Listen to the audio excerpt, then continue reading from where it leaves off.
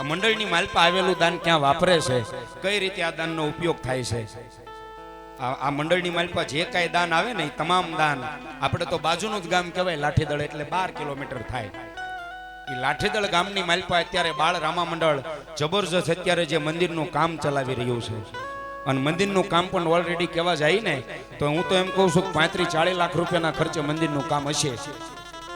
અને મંદિરનું કામ અત્યારે એમ કહેવા જાય તો મને હમણાં વાત કરતા કે છેલ્લે ભીણાઈ ગયો, બાકી છે ને. જે આપણે સેન્ટિંગ વાળાને પૂછું કે ભાઈ થોડાક દી મને ટાઈમ આપો, પછી હું તમને છેલ્લે ભીણી દઉં, કારણ કે એને બીજા મંદિરનું એક કામ ચાલુ છે. એ કે અહીંથી મારે પ્લેટો ખુલ્લે સેન્ટિંગનો સામાન નવરો થાય એટલે તરત હું તમારા મંદિરે છેલ્લે ભીણવા ધાબુ ભીણવા આવી જાય. એટલે જે કાંઈ દાન આવે, જે કાંઈ નાણું આવે ને તમામ દાન એ મંદિરના કાર્યની માલપા મારા બાપ વપરાય છે. અને એટલું નહીં, એ મંદિરના કાર્યની માલપા આખ્યાનની માલપા આવેલું દાન વપરાય, પણ એ સિવાય 12 મહિનાની 12 બીજું આવે. અને 12 બીજે જે કોઈ મંદિરે દર્શન કરવા આવે લાઠીદળ ધારવાડા પીરની જગ્યાની માલપા, તો દર બીજે 500 થી 600 માણસનો મહાપ્રસાદ થાય છે.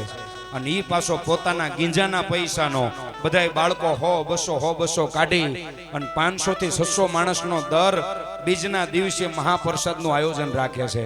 જે કોઈ દર્શન કરવા આવે એ પ્રસાદ લીધા વિના કોઈ પાછો ન જાય. મારા બાપ, આવો બાળકોનો બધાનો ભાવ છે.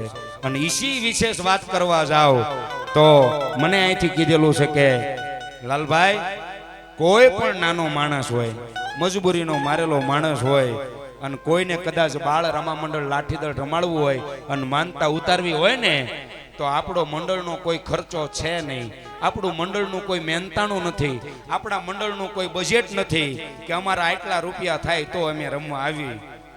આ મંડળનો ખર્ચો એક જ તે, તમારે માનતા છે, તમારે આખ્યાન રમાડવું છે, તો આજે સાઉન્ડ મારા તમારા કાન સુધી જે અવાજ પહોંચાડી રહ્યું છે રામદેવ સાઉન્ડ ઉગામેડી, ઈ જે સાઉન્ડનું જે ભાડું લાગે ઈ તમારે દેવાનું.